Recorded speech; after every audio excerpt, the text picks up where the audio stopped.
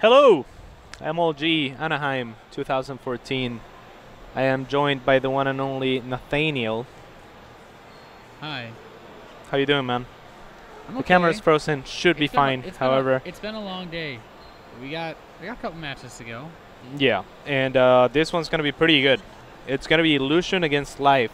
Illusion finishing first or last in his group actually, and Life coming out of the losers bracket. He dropped down in the winners bracket to DRG earlier, but since then he has not lost a match, and that's obviously how you get here in the first place. So this should be a pretty good one. The map is gonna be King Sejong Station. I am very interested to see how these players match up against each other because Life is known for his control. And players that have amazing control, like Life, usually have a little bit easier time holding aggression. And Illusion is all about the aggression. So I think it's going to be a matter of the surprise element for Life here. If he hasn't studied, if he doesn't know Illusion very well, I think that Illusion could pose a pretty big threat. But otherwise, if he knows what Illusion is all about, if he scouts properly, if he stays on top of it, Life certainly has the control to shut him down. Yeah, you have to look at it as Life is the monstrous favorite. I don't think there's many people holding out for Illusion in this match. But if he was able to take, I think if Illusion's able to take a game, able to take this series, that would be a huge upset considering, as you mentioned, he came last place in his group. And Life, I mean, he's one of the strongest players in StarCraft as far as non-Korean tournaments go.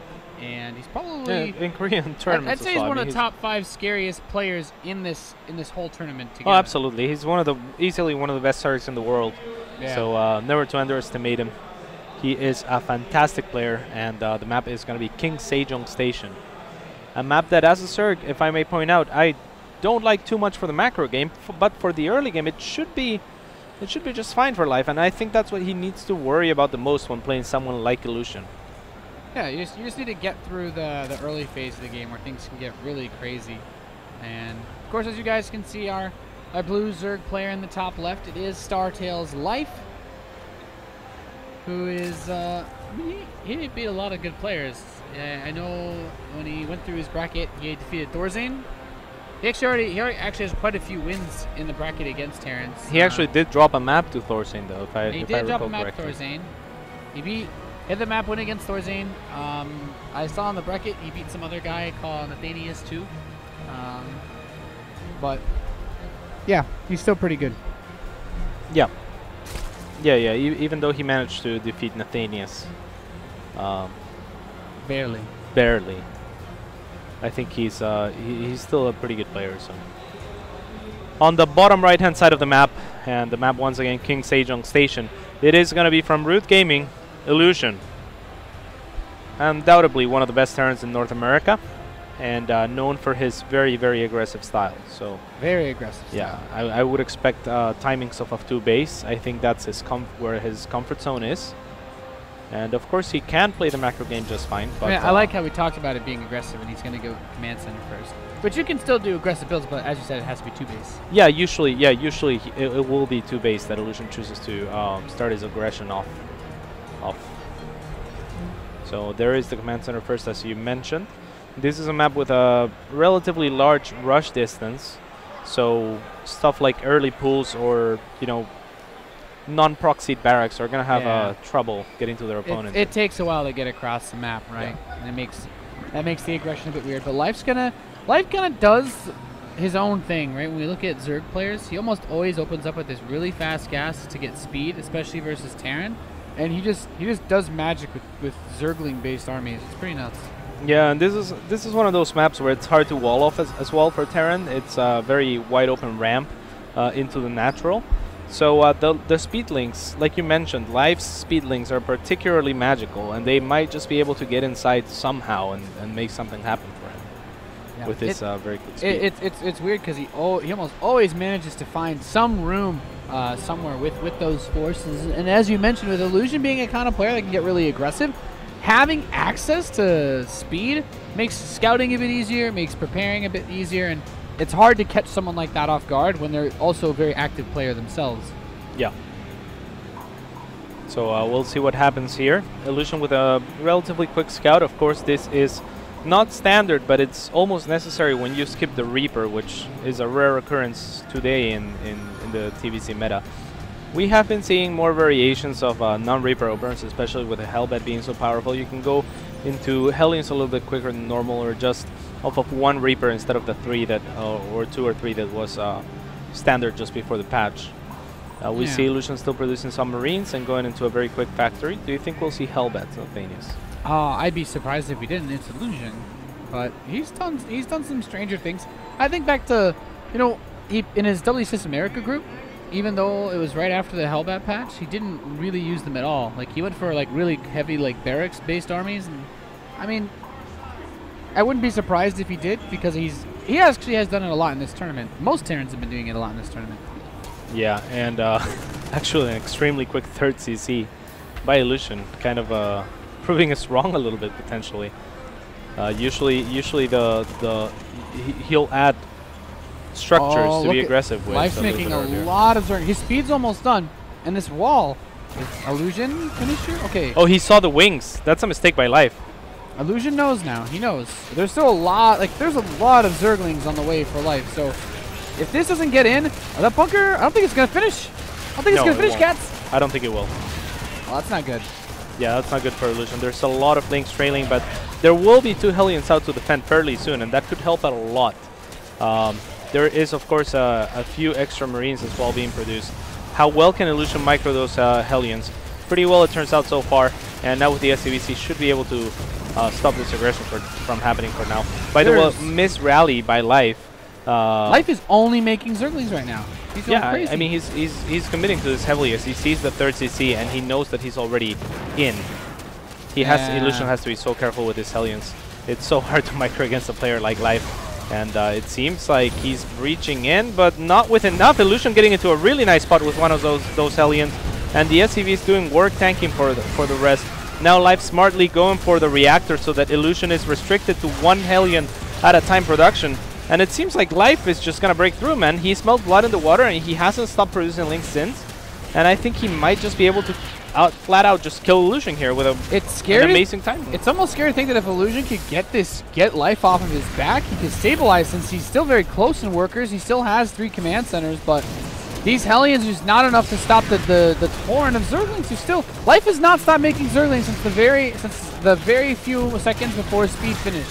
He's starting to get up a wall in his main base, but at this point, 9 supply. He's gonna kill the supply depot before it can finish. Yeah, this like I'm not sure what he's supposed to do here. He can't do anything really. I mean, Life is gonna break through and end this game. Illusion has to be thinking right now, I wish I had played like myself this game out of all of them.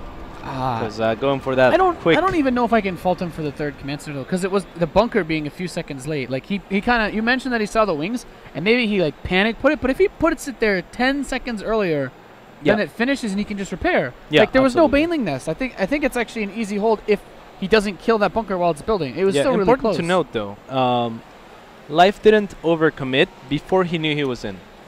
So he wasn't going for this necessarily. It was just like, all right, I'm in.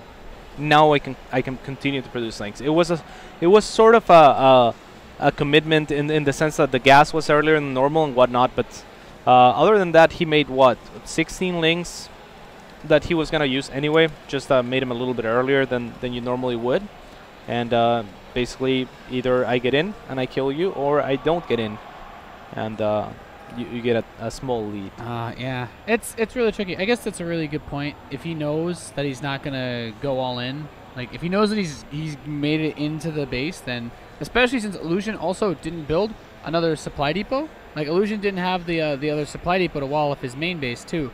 So once Life got in, he was able to go straight to the main. So Illusion could never like isolate it. I think if he like his first 2 Hellions that came out when he killed some of the lings in his base, he moved them down the ramp towards the natural. And I really feel like if he just sat at the top of his ramp and waited until he had 4 Hellions, then he could kill all the lings coming up the ramp, or at least he'd have a better shot. I don't know.